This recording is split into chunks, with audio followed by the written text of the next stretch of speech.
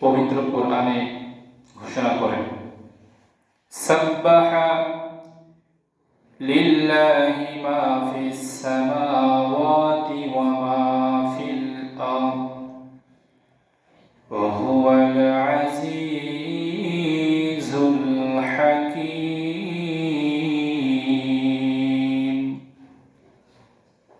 এই পৃথিবীর ময়দানে আল্লাহ রাব্বুল আলামিন যা কিছু দিয়েছেন, সাত আসমানের নিচ থেকে শুরু করে নিয়ে জমিন পর্যন্ত আল্লাহ পাক রব্বুল আলামিন যতগুলো মাখলুকাত সৃষ্টি করেছেন, এমনকি সাগরের তলদেশ পর্যন্ত যতগুলো পিপীলিকা রয়েছে, প্রত্যেকটা পিপীলিকা থেকে শুরু করে নিয়ে আল্লাহর সৃষ্টি মাখলুকাত, যতগুলো মাখলুকাত পৃথিবীর ময়দানে আল্লাহ রাব্বুল আলামিন সৃষ্টি করেছেন, প্রত্যেকটা মাখলুকাত শুধুমাত্র কেবলমাত্র আমার আল্লাহ পাক রব্বুল আলামিনের শুকরিয়া জ্ঞাপন করে।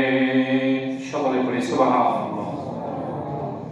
কিন্তু আল্লাহ রাব্বুল আলামিন মানব জাতিকে সৃষ্টির সেরা মাখলুকাত হিসেবে সৃষ্টি করেছেন, কিন্তু একজন পশুকে আল্লাহ রাব্বুল আলামিন সৃষ্টির সেরা হিসেবে সৃষ্টি করেন নাই।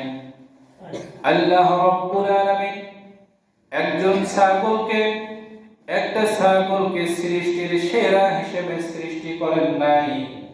আল্লাহ রাব্বুল আলামিন একজন পশুকে, যত প্রকার পশু এই পৃথিবীর ময়দানে আল্লাহ রাব্বুল আলামিন সৃষ্টি করেছেন, কোন পশুকে সৃষ্টির সেরা হিসেবে সৃষ্টি করেন নাই।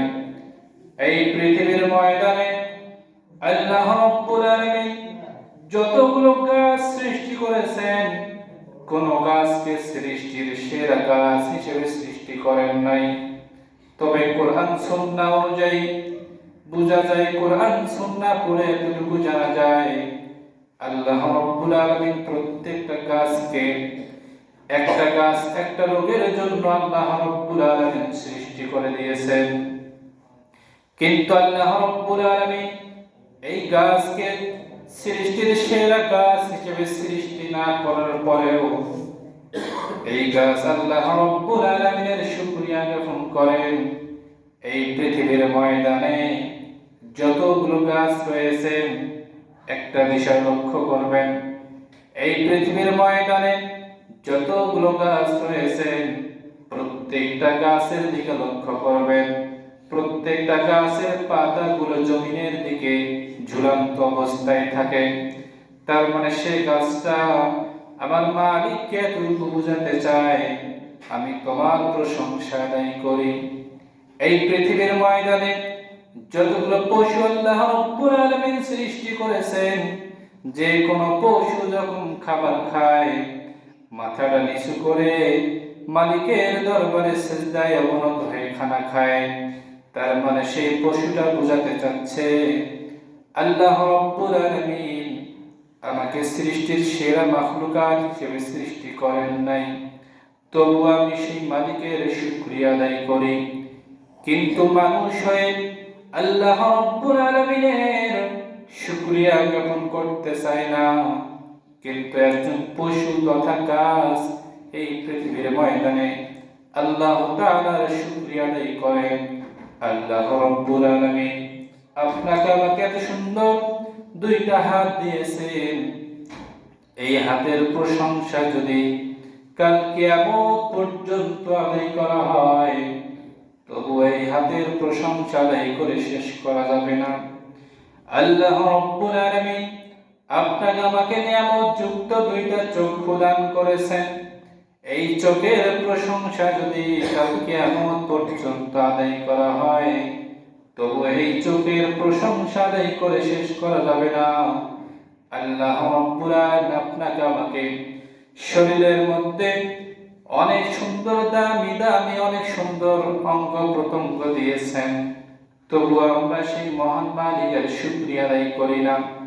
কিন্তু অথচ আমরা আল্লাহ রাব্বুল আলামিন আমাদেরকে সৃষ্টির সেরা মাখলুকাত হিসেবে সৃষ্টি করেছেন, তবু আমরা আল্লাহ তাআলার শুকরিয়া আদায় করতে চাই না। একজন পশু এই পৃথিবীর গাছ-গাছালি যদি আল্লাহ তাআলার প্রশংসা আদায় করে, তাহলে আপনার আমার উচিত সৃষ্টির সেরা মাখলুকাত হয়ে আল্লাহ তাআলার প্রশংসা 24 ঘন্টার মধ্যে 24টা ঘন্টায় আল্লাহ তাআলার প্রশংসা আদায় করা দরকার। কথা বলেন ঠিক কিনা? কিন্তু এই পৃথিবীর ময়দানে যতগুলো গাছ সৃষ্টি হয়েছে, আল্লাহ পাক রব্বুল আলামিন সৃষ্টি করেছেন, আপনি একটা বিষয় লক্ষ্য করবেন, গাছের প্রত্যেকটা পাতা নিচের দিকে ঝুলন্ত অবস্থায় থাকে। তার মানে একটা গাছ আল্লাহ তাআলার শুকরিয়া আদায় করে। একটা পশু মাথা নিচু করে খাবার খায়, তার মানে আল্লাহ তাআলাকে বোঝাতে চায় যে আমি তোমার সৃষ্টির সেরা পশু না হলেও আমি তোমার প্রশংসা আদায় করি। কিন্তু এই মানুষকে আল্লাহ তাআলা কত সুন্দর অঙ্গ দিয়েছেন, কত সুন্দর জীবন দান করেছেন, দুইটা হাত কত সুন্দর হাত দিয়েছেন, হাতের আঙ্গুলগুলো কত সুন্দর আল্লাহ তাআলা সৃষ্টি করেছেন। তবুও মানুষ হয়ে সৃষ্টির সেরা মাখলুকাত হয়ে আল্লাহ তাআলা শুকরিয়া আদায় করতে চাই না। সেই জাতি আমরা নিজেই। এজন্য আমরা আল্লাহ তাআলার দরবারে আবার শুকরিয়া আদায় করছি। সকলে পড়ি আলহামদুলিল্লাহ। রাসূলের প্রতি আমরা সকলেই দরুদ এবং সালাম পাঠ করি, যাকে সৃষ্টি না করা হলে বিশ্ব ভুবন কুল কায়নাত কোনো কিছু সৃষ্টি করা হতো না। আমরা সেই নবীর প্রতি দরুদ পড়ি, সকলে পড়ি সাল্লাল্লাহু আলাইহি ওয়াসাল্লাম।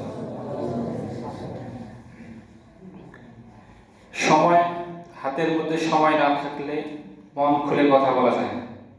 কোরআন সুন্নাহ থেকে আপনি যখনই কোনো একটা দিক দিয়ে বয়ান শুরু করবেন, বিভিন্ন দিক চলে আসবে, একটার পর একটা সিরিয়াল ভাবে চলতেই থাকবে।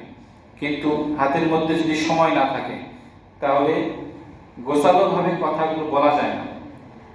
এই জন্য আপনাদের সকলের কাছে বিনীত আহ্বান করছি, আপনারা দ্রুত মসজিদে আসার জন্য চেষ্টা করবেন, যাতে করে আমি 12:50 কিংবা 40-45-এর মধ্যে উঠতে পারি।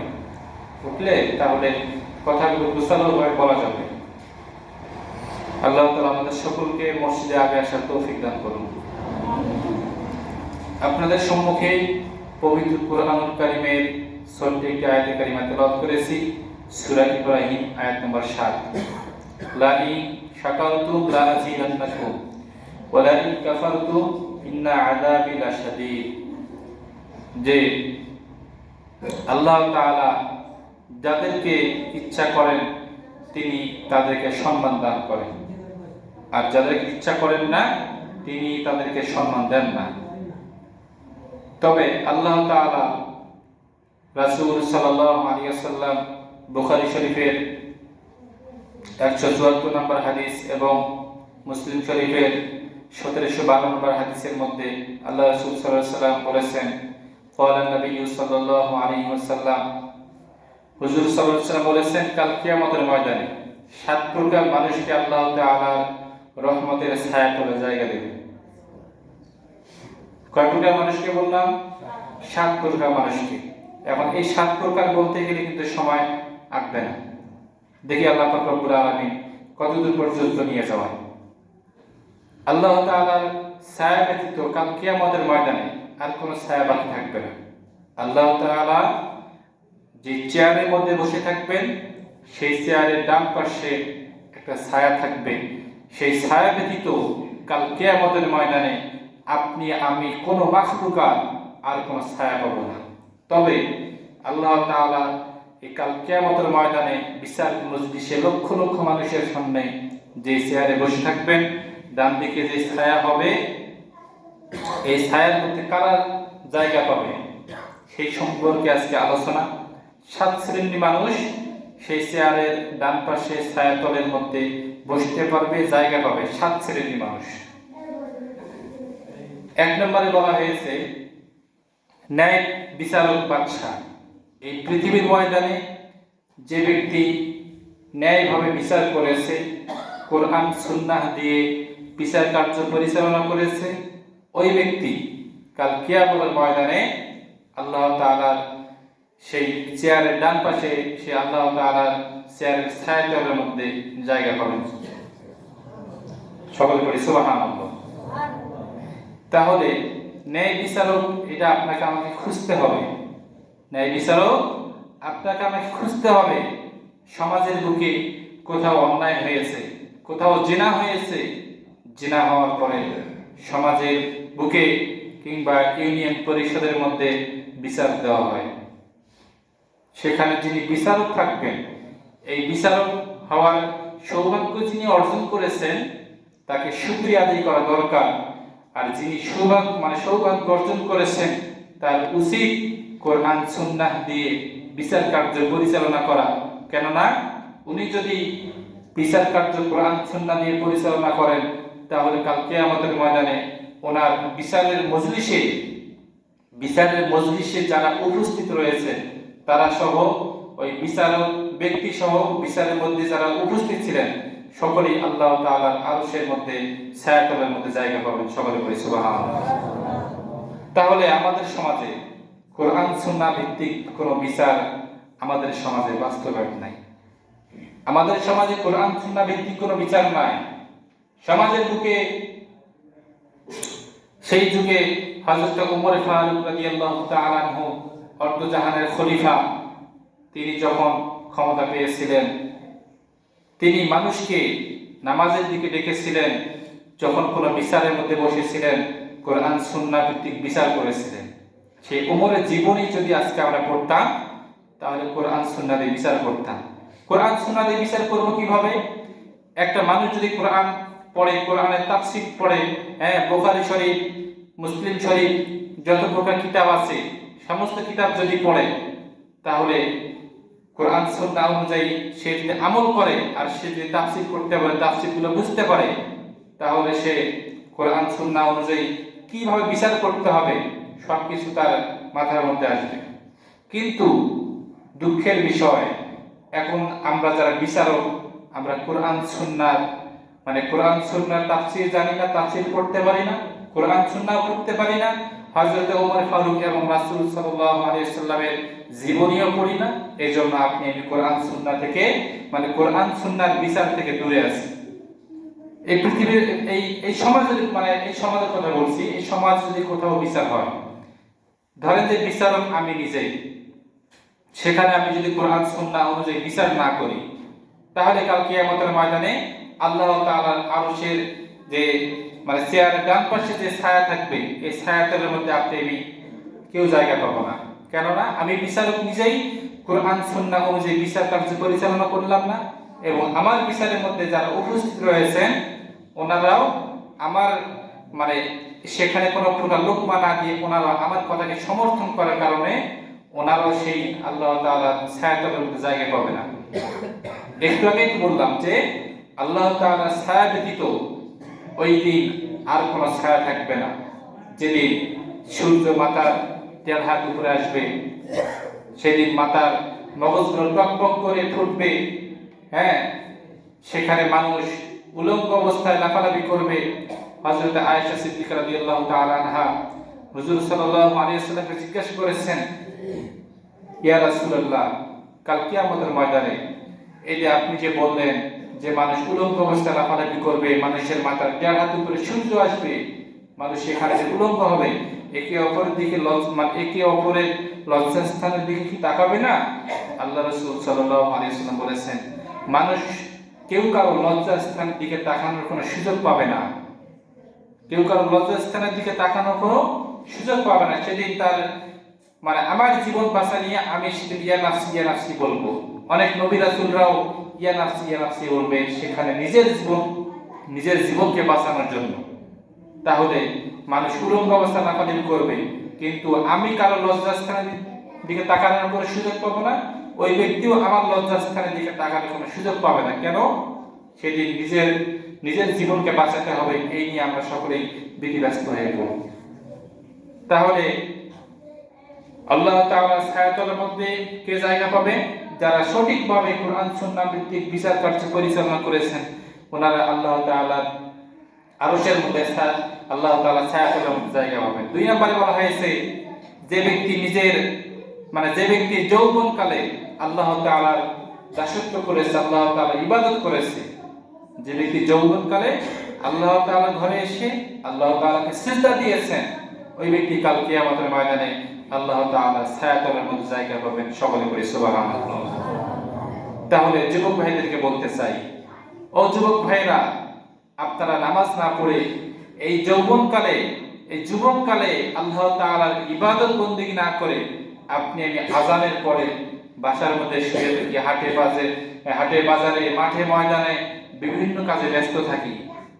আপনার কি একটু ইচ্ছা হয় না যে আল্লাহ তাআলার এই ছায়াতলের মধ্যে আপনি অংশগ্রহণ করবেন, জায়গা নেবেন? কাল কিয়ামতের ময়দানে যে মাথার 1.5 হাত উপরে সূর্য আসবে, সেদিন আপনি কোথায় যাবেন?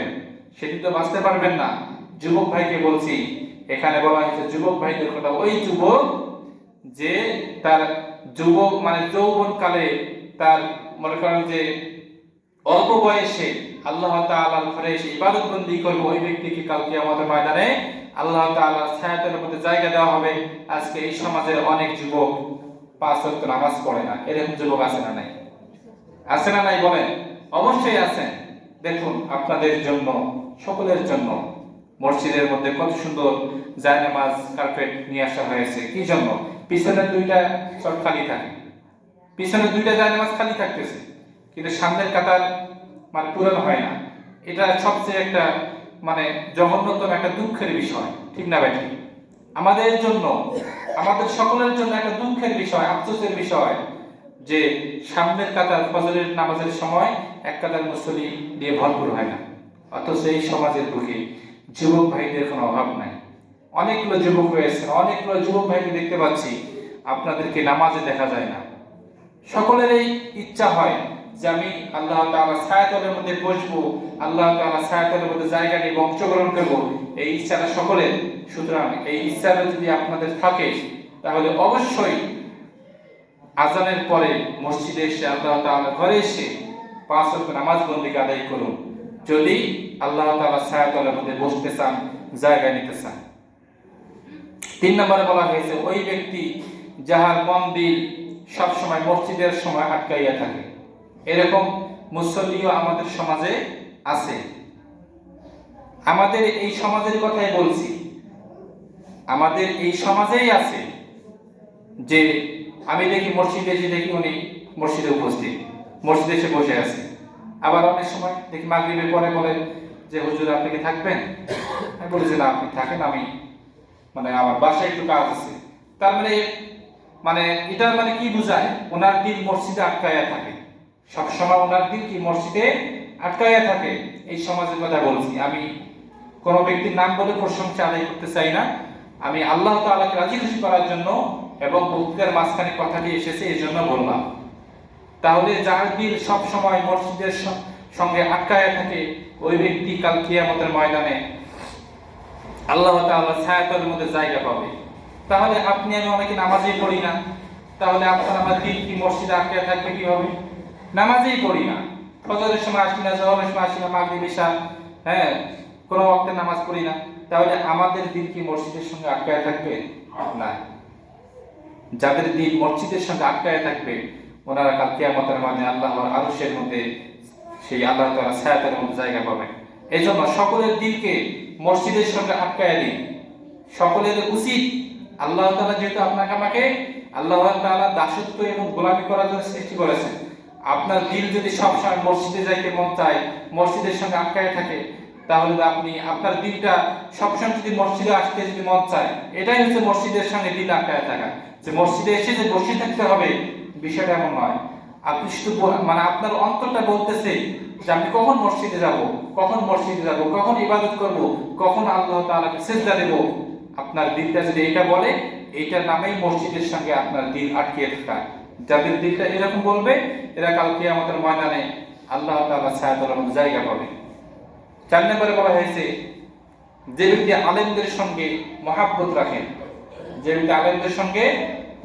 রাখেন, ওই ব্যক্তিকে কাল কিয়ামতের ময়দানে আল্লাহ তাআলার ছায়াতলের মধ্যে জায়গা দেওয়া হবে। সকলে বলি সুবহানাল্লাহ। আলেমদের সঙ্গে আজকে তো মহাব্বত নাই, অনেকেরই মহাব্বত নেই, আবার অনেকেই আলেমদের সঙ্গে মহাব্বত আছে। আল্লাহ রাসূল বলেছেন, ইন্নাল উলামা ওয়ারাসাতুল আম্বিয়া। আল্লাহ রাসূল সাল্লাল্লাহু আলাইহি ওয়াসাল্লাম বলেছেন যে নবীগণের ওয়ারিস হচ্ছে আলেমগণ।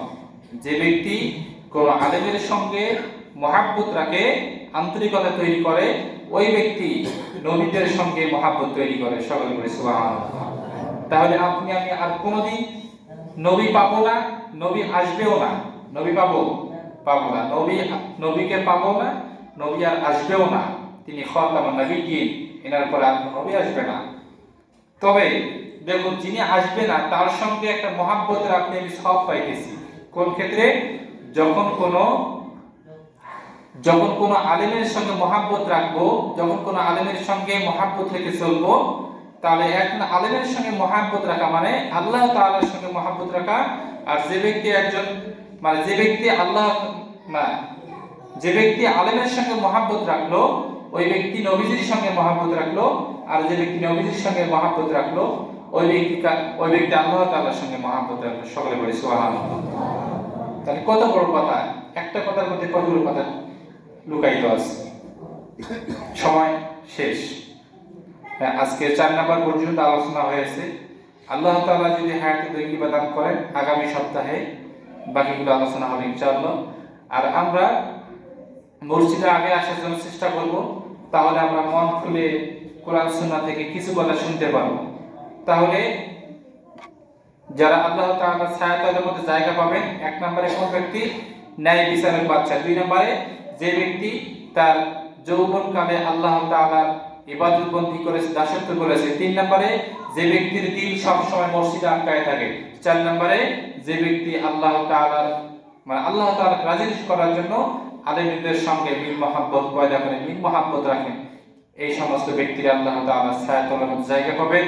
আল্লাহ তাআলা আমাদেরকে আজকের যে 4 নাম্বার পর্যন্ত আলোচনা হয়েছে, এই 4 নাম্বার পর্যন্ত আলোচনা করার তৌফিক, 4 নাম্বার পর্যন্ত আমাদেরকে নিজের বাস্তব জীবনে আমল করার তৌফিক দান করুন। এবং যদি জেনে থাকি যে এই 5 থেকে 7 পর্যন্ত কি কি আছে, আমরা যারা জানি তারা আমল করব, যারা জানি না তারা জেনে নিয়ে আমল করার জন্য চেষ্টা করব। আল্লাহ তাআলা আমাদের সকলকে আজকের আলোচনা অনুযায়ী আমল করার তৌফিক দান করুন। আমরা সকলে পড়ি আমিন। আমরা এখনো যারা সুন্নাত নামাজ পড়িনি, ছোট সূরা দিয়ে সুন্নাত নামাজ পড়ে না।